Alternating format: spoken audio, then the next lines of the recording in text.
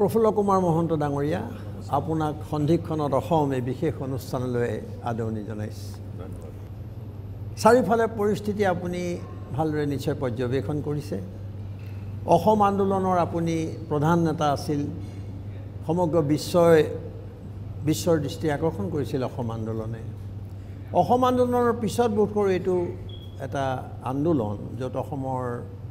থলুৱা মানুহ আৱেগিকভাৱে বা যুক্তিৰে তাত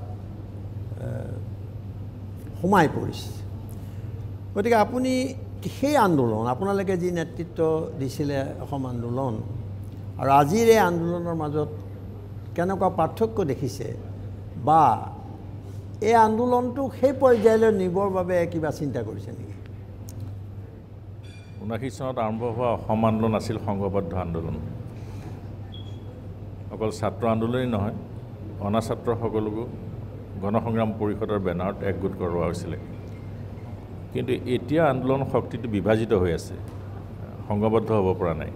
সংঘবদ্ধ হ'ব পাৰিলে এই আন্দোলনে সুকীয়া স্থান দখল কৰিব পাৰিব। এই যে এখন মঞ্চলৈ আহিবৰ কাৰণে সকলোৱে আহ্বান জনাই আছে, বিভিন্ন দল সংগঠন বা তেতিয়া যেনেকৈ সদৌ অসম গণসংগ্ৰাম পৰিষদ গঠন হৈছিল, এতিয়া নোহোৱাৰ কাৰণটো কি? এইটো ইনিচিয়েটিভ ল'ব লাগিব সদৌ অসম ছাত্ৰ সন্থাই। সেই সময়টো বিভিন্ন চিন্তা বিভিন্ন সংগঠনবিলাকৰ আছিল, কিন্তু সদৌ অসম ছাত্ৰ সন্থাত যিহেতু এটা অৰাজনৈতিক সংগঠন আছিলে, গতিকে ছাত্ৰ সন্থাৰ পৰা নেতৃত্ব লোৱাৰ কাৰণে তেখেতসকল এটা আমব্ৰেলা বা ছাতিৰ তলত গোট খাবৰ কাৰণে কুণ্ঠাবোধ কৰা নাছিল। কিন্তু এতিয়া বিভাজিত হৈ থকাৰ কাৰণে সকলো সংঘবদ্ধভাৱে আহিব পৰা নাই। কিন্তু এই যে বিভাজিত হৈ আছে, ধৰক এটা আন্দোলন কৃষক মুক্তি বা 70টা সংগঠনৰ নেতৃত্বত, এইফালে সদৌ অসম ছাত্ৰ সন্থাৰ লগত 29টা সংগঠন বা 30টা সংগঠন, এই যে ধৰক চলি আছে আন্দোলনবোৰ, সেইটোৱেতো খুব এটা অসুবিধাত পেলোৱাও আমি প্ৰত্যক্ষ কৰা নাই। বিভাজিত যেতিয়ালৈকে হৈ থাকিব সি গভৰ্ণমেণ্টক সহায় কৰিব, চেণ্ট্ৰেল গভৰ্ণমেণ্টক। যদি ইউনাইটেড হ'ব পাৰে তেতিয়া বা সংঘবদ্ধ হ'ব পাৰে তেতিয়া চৰকাৰ বিপদত পৰিব। আজিৰ তাৰিখত চৰকাৰ সহায় কৰিছে নেকি? সহায় কৰিছে বুলি মই নকওঁ, কিন্তু বিভিন্ন কাৰণত সংঘবদ্ধ হ'ব পৰা নাই। এইটো আপোনাৰ ডাঙৰ ব্যৰ্থতা বুলি ভাবে আজি আন্দোলনটো? হয়, আৰু সেইকাৰণে মই মুকলিভাৱে আহ্বান জনাইছোঁ যে সদৌ অসম ছাত্ৰ সন্থাই এই আন্দোলনটোৰ নেতৃত্ব ল'ব লাগে, আগভাগ ল'ব লাগে, এখন মঞ্চলৈ সকলোকে আনিব লাগে। আপোনালোকৰ আন্দোলনটোৰ বহুত বিৰুদ্ধে বহুত অভিযোগো আছিল, তাৰ উগ্ৰ জাতীয়তাবাদৰ এটা চাপ পৰিছিল। আজি আপোনালোকে অসমৰ বিভাজনৰ কাৰণে যিটো তেওঁলোকে বিজেপিয়ে ৰাজনীতি কৰিছে বা বিভিন্ন জনগোষ্ঠী সম্প্ৰদায়ৰ মাজত ধৰক অসমীয়া বাঙালী হিন্দু মুছলমান এই যিটো সাম্প্ৰদায়িক ৰাজনীতি কৰিছে, তাত আপুনি কেনেকৈ তেওঁলোকক বাকী মানুহবিলাকক যি আন্দোলনলৈ অহা নাই তেওঁলোকক আপুনি কেনেকৈ আশ্বস্ত কৰিব যে এই আন্দোলনে উগ্ৰ জাতীয়তাবাদী ৰূপ নল'ব? সেইটো ব্যক্তিগতভাৱে মই নহয়, যে সকলো সংগঠনে সেইটো আশ্বস্ত কৰিব লাগিব। আৰু আমি এটা কথা মনত ৰখা ভাল হ'ব যে স্বাধীনতাৰ পিছতেই ৰাজ্যবিলাক গঠন হৈছিল ভাষাৰ ভিত্তিত। গতিকে অসমত অসমীয়া ভাষা থাকিবই লাগিব আৰু সৰু সৰু ভাষাবিলাকৰ উন্নয়ন হ'ব লাগিব, কাৰণ সকলো ভাষাৰ সংমিশ্ৰণতে অসমীয়া ভাষাৰ জন্ম হৈছে। আৰু সেইকাৰণে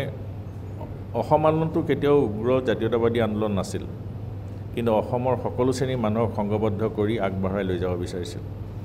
কাৰণ দিল্লীৰ চকুটো সদায় আমাৰ প্ৰাকৃতিক সম্পদৰ ওপৰত, আমাৰ সমস্যা তেওঁলোকে সমাধান কৰিব নিবিচাৰে, কেৱল সম্পদ আহৰণ কৰিব লাগে, সেইটোতে তেওঁলোক ব্যস্ত। কিন্তু এই বিৰুদ্ধে যুঁজিটো আমি যুঁজি আছোঁ বছৰ বছৰ ধৰি, তো আজিও আমি কিয় সফল হ'ব পৰা নাই? আপুনি এগৰাকী অভিজ্ঞ নেতা, দুটা আপুনি টাৰ্মত মুখ্যমন্ত্ৰী আছিল, বিৰোধী দলৰ নেতা আছিল, গতিকে আপোনাক মই বোলো ইয়াৰ প্ৰশ্নটো আপোনাৰ হাতত থাকিব লাগিব উত্তৰ। বহু ক্ষেত্ৰত আমাৰ সফল হোৱা হৈছে। আজি অইলৰ ৰয়েলিটি ৰিভিজন কৰা হ'ল আমাৰ দিনত, তেতিয়া VP সিং প্ৰধানমন্ত্ৰী আছিল। প্লেনৰ টকা শতকৰা 90% গ্ৰাণ্ট হিচাপে অনাৰ ব্যৱস্থা কৰা হ'ল। আগতে আছিলে 70% ঋণ, মাত্ৰ 30% গ্ৰাণ্ট, সেইটো পৰিৱৰ্তন কৰা হ'ল। ইয়াৰ উপৰিও বিভিন্ন উন্নয়নমূলক আঁচনি হাতত লোৱা হ'ল। তেতিয়া চেণ্ট্ৰেল গভৰ্ণমেণ্টক বাধ্য কৰা হৈছিল। আজি 4 লেণ্ডৰ কাম ধৰি লওক চলি আছে, তেতিয়া আছিলে বাজপেয়ী ডাঙৰীয়া প্ৰধানমন্ত্ৰী ইষ্ট ৱেষ্ট কৰিডৰ ইষ্টৰ সীমা আছিল কেৱল কলকাতা তেতিয়া আমি নৰ্থ ইষ্টৰ আটাইকেইগৰাকী চিফ মিনিষ্টাৰ লগ লাগি বাজপেয়ী ডাঙৰীয়াক কৈছিলোঁ যে আপুনিতো অসমৰ বিভিন্ন সমস্যাৰ লগত জড়িত হৈ আছিলে আপুনি কেনেকৈ ভাবিলে যে পূবফালে কেৱল কলিকতাৰ শেষ সীমা তাৰপিছত যে আৰু 7খন ষ্টেট আছে সেইটো আপুনি কিয় পাহৰিলে তেতিয়া তেওঁ লগে লগে সন্মত হৈছিল আৰু ইষ্ট ৱেষ্ট কৰিডৰ 4 লেণ্ডৰ কাম আপুনি ক'ব খুজিছে তেতিয়া বহুত কাম হৈছিল আৰু বৰ্তমানে 4 বছৰ মোদী চৰকাৰৰ দিনত কি হৈছে মোদী চৰকাৰৰ দিনত বাধাপ্ৰাপ্ত হৈছে কামটো একো হোৱাই নাই আৰু আপুনি এতিয়া মই যিটো দেখিছোঁ যে শেহতীয়া শেষ পৰ্যায়ত আহিছে আন্দোলনো এটা গতি লাভ কৰিছে আপোনালোক ওলাই আহিছে উত্তৰ পূৰ্বাঞ্চলৰ ৰাজনৈতিক দলবোৰ একত্ৰিত হৈছে তাৰপিছত এইকেইটা দিন 31 তাৰিখৰ পৰা 14 তাৰিখলৈকে ৰাজ্যসভাত গৃহীত হোৱা নোহোৱালৈ এটা বিতৰ্ক চলিছে আপোনাৰ কি ধাৰণা আপুনিতো বহু সৰ্বভাৰতীয় নেতাৰ লগত আপোনাৰ যোগাযোগ আছে কথা পাতিছে আপুনি কি ভাবে কি হ'ব বিজেপিয়ে গাৰ জোৰে হ'লেও বিলখন পাছ কৰাবলৈ অপচেষ্টা কৰিব আৰু এই কথাটো তেওঁলোকে বাৰম্বাৰ বিভিন্ন সভা সমিতিত ঘোষণা কৰিছে পলিটিকেল পাৰ্টি লেভেলত বা গভৰ্ণমেণ্ট হিচাপে গতিকে তেওঁলোকে সেইটো আমাৰ বাধা দিয়াটো হ'ব মূল কাম এটা যদি সাপোজ কংগ্ৰেছে বিলখনৰ বিৰোধিতা কৰিছে তাত তেওঁলোকৰ মাজত যদিও ভাগ আছে কিন্তু যদি বিলখনৰ সংক্ৰান্তত ভোট গ্ৰহণ কৰোঁতে তেওঁলোকে এবষ্টেইন থাকে তেতিয়াহ'লে বিলখন ইজিলি পাছ হৈ গৈছে বুলি তেওঁলোকে কথা দিছে এতিয়ালৈকে কাৰ্যত দেখা যাব আপুনি কেনেকৈ যদি হৈ যায় তেতিয়াহ'লে আইনী যুদ্ধ হ'ব তেতিয়া আইনী যুদ্ধ আইনী যুদ্ধত আপোনাৰ কেনেকৈ কি কয় আপোনাক আইনজ্ঞসকলৰ লগত নিশ্চয় কথা পাতিছে সুপ্ৰিম কোৰ্টে কৈছে যে আমি ৰাজ্যসভাই কি সিদ্ধান্ত লয় সেইটো আমি চাই আছোঁ গতিকে সুপ্ৰিম কোৰ্টৰ তাৰ পিছৰখিনিত আমি আশা কৰোঁ যে সুপ্ৰিম কোৰ্টে নৰ্থ ইষ্টৰ প্ৰতি বা অসমৰ প্ৰতি সুদৃষ্টি দিব চৰকাৰত থাকি আপোনালোকে সহযোগী দল হৈ যি আন্দোলন আৰম্ভ কৰিলে তাৰ পৰিণতি আমি দেখা পালোঁ সিদিনা উত্তৰ পূৰ্বাঞ্চলৰ ৰাজনৈতিক দলবিলাকৰ যি বৈঠক হ'ল এতিয়া এই আন্দোলনটোক গতি প্ৰদান কৰিবলৈ আপুনিতো ৰাজনৈতিক দল হিচাপে নিশ্চয় 2019 চনৰ কথা বাদ দি নিশ্চয় বহু কথা ভাবিব নোৱাৰে 2019 চনত এটা শিক্ষা দিয়াৰ প্ৰশ্ন এটা আহিছে বিজেপি দলক এই অপকৰ্মৰ কাৰণে আপুনি কি ধৰণৰ ৰণকৌশল প্ৰস্তুত হোৱাটো বিচাৰে আমি প্ৰথম যেতিয়া আৰম্ভ কৰিছিলোঁ অসম আন্দোলনৰ সংগ্ৰামী মঞ্চ হিচাপে গুৱাহাটীৰ ডিষ্ট্ৰিক্ট লাইব্ৰেৰীত কনভেনশ্যন পতা হৈছিলে তেতিয়া কোনো ৰাজনৈতিক দল আগবাঢ়ি অহা নাছিল 7 ছেপ্টেম্বৰ 2015ত তেওঁলোকে হোম মিনিষ্ট্ৰীয়ে 2খন নটিফিকেশ্যন ইছ্যু কৰিছিল এখন আছিল যে যিবিলাক এডমিনিষ্ট্ৰেটিভ সেইখন এতিয়াও চলি আছে উইথড্ৰ কৰা নাই সেইকাৰণে তেওঁলোকে আইনখন আনি তাক হেৰি কৰিব আৰু ইটো আছিল যে পাছপোৰ্ট আৰু বেলেগ ডকুমেণ্টছ ভিছা যদি এক্সপায়াৰি কৰে ডেট তেতিয়াহ'লে সেইটো লিগেল বুলি তেওঁলোকে ধৰি ল'ব গতিকে আমি চেণ্ট্ৰেল গভৰ্ণমেণ্টক সুধিছিলোঁ যে কিমানজনে এতিয়ালৈকে তোমালোকৰ ওচৰত এপ্লাই কৰিছে বাংলাদেশত থকা ইণ্ডিয়ান হাই কমিশ্যনতে হওক বা পাকিস্তানতে হওক কিমানজনে এপ্লাই কৰিছে তেওঁলোকে তাৰ উত্তৰ দিব পৰা নাছিল আৰু আজিও দিব নোৱাৰে তেওঁলোকে কাৰণ এজনো এতিয়ালৈকে এপ্লাই কৰা নাই দৰখাস্ত কৰা নাই যে আমি ইয়াত ৰিলিজিয়াছলি প্ৰচিকিউশ্যন হৈছে আমাৰ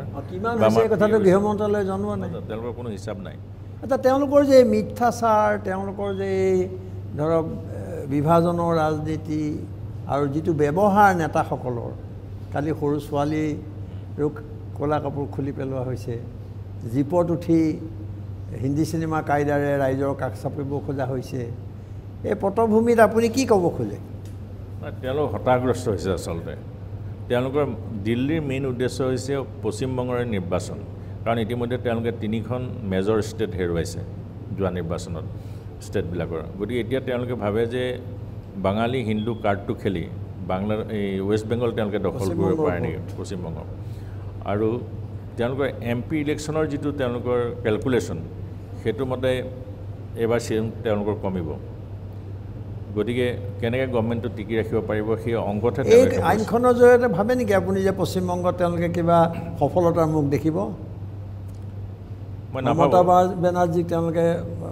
হেৰি কৰিব পাৰিব পাৰ্চনেলি নাভাবোঁ কিন্তু তেওঁলোকৰ প্ৰচেষ্টা অব্যাহত ৰাখিছে কিন্তু আপুনি নাভাবে যে এইটো পাৰিব আজিৰ দিনটোত মই নাভাবোঁ অন্তত নাভাবে তেতিয়াহ'লে আপুনি এগৰাকী অভিজ্ঞ ৰাজনীতিবিদ হিচাপে 2019 চনত অসমত তেওঁলোকৰ সম্ভাৱনা বা উত্তৰ পূৰ্বাঞ্চলত তেওঁলোকৰ সম্ভাৱনা কেনেকৈ দেখিছে উত্তৰ পূৰ্বাঞ্চল হেৰুৱাব বুলি তেওঁলোকে নিজে এছেছমেণ্ট কৰি লৈছে আৰু সেইকাৰণে বুলডোজাৰ চলোৱাৰ প্ৰয়াস কৰিছে তেওঁলোকে তাৰপৰা কি হ'ব এই বিলখনৰ জৰিয়তে একো নহয় ভাবিছে যে তেওঁলোকে হিন্দু চেণ্টিমেণ্টটোত কিছু ভোট বেংক হিচাপে ব্যৱহাৰ কৰিব পাৰিব বুলি তেওঁলোকে ভাবিছে আনটো একো নহয় মোৰ ধাৰণা এইটো তেওঁলোকৰ বিভিন্ন মানুহৰ লগত কথা বতৰা পাতি প্ৰাক্তন মন্ত্ৰী যশৱন্ত সিনহাৰ লগতো মই কথা পাতিছিলোঁ তেওঁ অলপতে অহাৰ কথা আৰু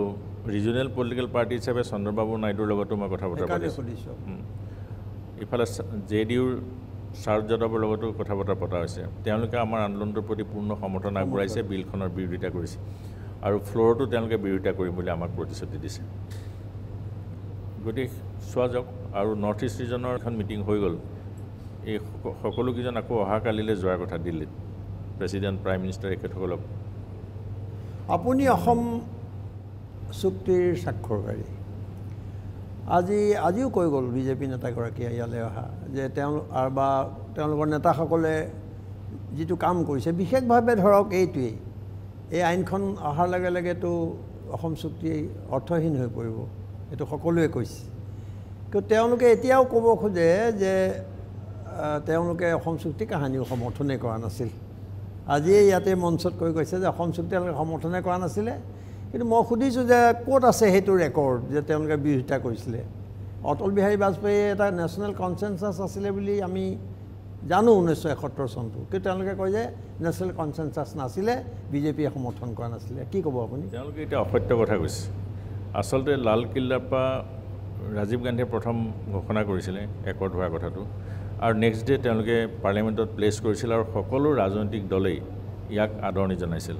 তাৰ ভিতৰত বাজপেয়ী ডাঙৰীয়া আছিল বিজেপিৰ মই সেই কথাটো তেওঁলোকে অস্বীকাৰ কৰিলে ৰেকৰ্ড চালে ৰেকৰ্ড আৰু এটা মিছা তেওঁলোকে সংযোগ কৰিছে তেতিয়াহ'লে এতিয়া যে ভাষাৰ ভিত্তিত আপুনি কৈছে যে ৰাজ্য পুনৰ গঠন হৈছিল ভাষাৰ ভিত্তিত ৰাজ্যবিলাকৰ এতিয়া ভাষাৰ ভিত্তিত নাগৰিকত্ব হিন্দু মুছলমানৰ ৰাজনীতি যি ধৰণে মুকলিকৈ সাম্প্ৰদায়িক ৰাজনীতি তেওঁলোকে কৰি গৈছে বিনা দ্বিধাই এই বিষয়ে আপুনি কি ক'ব এইটো সম্পূৰ্ণ ভাৰতীয় সংবিধানৰ বিৰোধী কাম তেওঁলোকে কৰিছে প্ৰথম কথা আৰু দ্বিতীয় কথা হ'ল যে Kesavananda Bharati versus government of ইণ্ডিয়াৰ যিটো কেছ সেইটো জাজমেণ্টত আছিলে যে পাৰ্লিয়ামেণ্টৰ অধিকাৰ আছে কনষ্টিটিউশ্যন এমেণ্ড কৰাৰ কিন্তু প্ৰস্তাৱনা সলনি কৰাৰ তেওঁলোকৰ কোনো অধিকাৰ নাই গতিকে এতিয়া তেওঁলোকে সেইটো সলনি কৰিবলৈ গৈছে কাৰণ ইণ্ডিয়া বা ভাৰতবৰ্ষ এখন ধৰ্মনিৰপেক্ষ ৰাষ্ট্ৰ এই ঘটনাটো ঘটিছিল বাংলাদেশতো যেতিয়া শ্বেখ মুজিবুৰ ৰহমানক হত্যা কৰি পেলাই তেওঁলোকে বাংলাদেশক ইছলামিক কাণ্ট্ৰি বুলি ঘোষণা কৰিলে তেতিয়া বাংলাদেশৰ কেইজনমান ইছলাম ধৰ্মৰ মানুহে সুপ্ৰিম কোৰ্টত গোচৰ তৰিলে আজি কেইবছৰমান আগত সুপ্ৰিম কোৰ্টে ৰায় দিছে যে নহয় যেতিয়া বাংলাদেশৰ সংবিধান বা বাংলাদেশ গঠনতে ধৰ্মনিৰপেক্ষ ৰাষ্ট্ৰ হিচাপে গঠন হৈছে গতিকে ই ধৰ্মনিৰপেক্ষ ৰাষ্ট্ৰ হিচাপেই থাকিব ইছলামিক কাণ্ট্ৰি নহয় এখন ছেকুলাৰ কাণ্ট্ৰি হ'ব গতিকে সেই জাজমেণ্টটো ক্লিয়াৰ আৰু যদি সঁচাই প্ৰচিকিউশ্যন হৈছে বাংলাদেশত পাকিস্তানত আফগানিস্তানত আজি ভাৰত চৰকাৰৰ দায়িত্ব আছিল তেওঁলোকে উপযুক্ত তথ্য সহকাৰে ইউএনত উত্থাপন কৰাটো কিন্তু সেইটোতো আজিলৈকে কৰা নাই তেওঁলোকে বৰং এখন দেশৰ বিৰুদ্ধে এটা অভিযোগহে উত্থাপন কৰা হৈছে তাততো হিন্দুসকল আপুনি নিজেও এটা বিবৃতি দিছিলে এবাৰ যে বাংলাদেশতো কোনো হিন্দু কোনো তেনেকুৱা বুলি হোৱা নাই তাত মাইনৰিটি এখন ফৰাম আছে ৰিলিজিয়াছ মাইনৰিটি মই তেওঁলোকক লগ পাইছিলোঁ আমি কেইবাজনো লগ পাইছিলোঁ কেইবাজনৰ MPও আছিলে তেতিয়া তেওঁলোকক সোধা হৈছিল স্পষ্ট তেওঁলোকেতো কৈছে নাই ইয়াততো তেনেকুৱা কোনো ৰিলিজিয়াছ প্ৰচিকিউশ্যনৰ কথা অহা নাই বৰঞ্চ আমি শান্তি আছোঁ এই কথাটো ইতিমধ্যে প্ৰতিষ্ঠা হৈছেই কিন্তু তেওঁলোকে গাৰ জোৰে সেই কথাটো প্ৰতিপন্ন কৰিব খুজিছে আৰু শেষত আপোনাক সোধোঁ যে সুধিবলৈ বহুতেই আছে কিন্তু সোধোঁ যে অসমৰ দৰে এখন ৰাজ্যত স্পৰ্শকাতৰ ৰাজ্য সম্প্ৰীতি ঐক্যৰ ক্ষেত্ৰত আমাৰ এটা অতীত আছে সেইখন ৰাজ্যত শেহতীয়াকৈ যি ধৰক হিন্দু মুছলমানৰ ৰাজনীতি কৰিব খোজা হৈছে বা ধৰ্মীয় মেৰুকৰণৰ জৰিয়তে ক্ষমতা দখলৰ পৰিকল্পনা কৰা হৈছে তাত আপুনি ভাবে নেকি যে সেই এজেণ্ডা সফল হ'ব বিজেপিৰ অসমত সফল নহয় কিন্তু তেওঁলোকে এটা পৰীক্ষামূলকভাৱে চাইছে সফল কৰিব পাৰে নেকি গতিকে সেইটোহে দেখা গৈছে আৰু অসমখন হৈছে সম্প্ৰীতিৰ এখন ৰাজ্য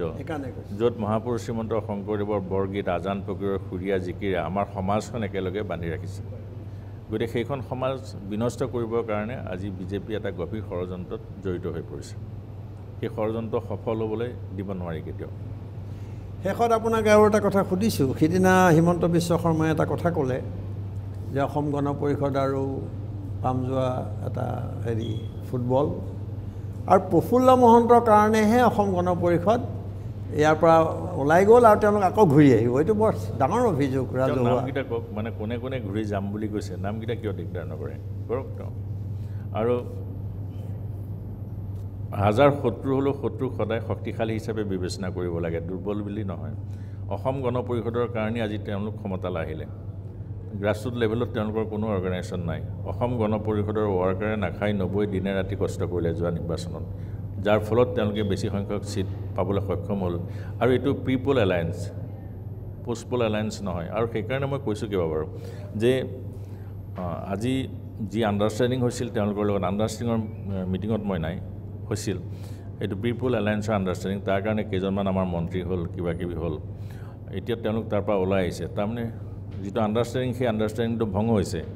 আৰু এইটো বিজেপি লিড গভৰ্ণমেণ্ট নহয় বিজেপিয়ে লিড লৈছে ঠিকেই কিন্তু এইটো কোৱালিশ্যন গভৰ্ণমেণ্ট আজি BPF হওক AGP হওক তেওঁলোকৰ লগত প্ৰি ইলেকশ্যন ডিছকাশ্যনৰ কাৰণে তেওঁলোকে গভৰ্ণমেণ্ট কৰিব পাৰিলে আৰু এতিয়া যদি AGP ওলাই আহিছে তেওঁলোকৰ যদি সাহস আছে ইমান বিজেপিৰ তেতিয়াহ'লে তেওঁলোকে ফ্ৰেছ মেণ্ডেট নলয় কেলে মৰেলি আপুনি এইটো কথা কৈছে তেওঁলোকৰ আচলতে নৈতিক অধিকাৰো নাই ভোটৰ কামত লিগেলি কথাটো বেলেগ তেওঁলোকে কিনা বেচা কৰি থাকিব পাৰিব নৈতিকভাৱে বেলেগ আচ্ছা আপোনাৰ ৰাম মাধৱে ক'লে তেখেতে হিমন্ত বিশ্বই তেনেকৈ ক'লে তাৰপিছত ৰাম মাধৱে ক'লে যে নহয় অসম গণ পৰিষদৰ লগত নাথাকিলে আমাৰ অসুবিধা আছে বা আকৌ আহ্বান জনালে আহিবলৈ এই পৰস্পৰ বিৰোধী যে তেওঁলোকৰ বক্তব্য তেওঁলোকে যেনে মাছ দেখে তেনে জাল গাঠে তেওঁলোকৰ কথাটো হৈছে সেইটো গতিকে তেওঁলোকে ভালকৈ বুজি পাইছে দিল্লীয়ে ভালকৈ বুজি পায় ৰাম মাধৱতে ভালধৰণে বুজি পাইছে যে অসমৰ ৰাজনীতিত AGP যদি সহায় নলয় তেতিয়াহ'লে তেওঁলোকে নোৱাৰে ছাৰ্ভাইভ কৰিব অসম গণ পৰিষদৰ ভৱিষ্যত কি নিৰ্বাচন কেন্দ্ৰিক ৰাজনীতিত নিৰ্বাচন কেন্দ্ৰিক ৰাজনীতি আলোচনা হোৱা নাই কিন্তু মই ভাবোঁ যে অসম গণ পৰিষদ দলক অসমৰ ৰাইজে আঁকোৱালি ল'ব মহন্ত ডাঙৰীয়া আপুনি ব্যস্ততাৰ মাজতো এই অনুষ্ঠানত অংশগ্ৰহণ কাৰণে আপোনাক ধন্যবাদ জনাইছোঁ ধন্যবাদ বহুত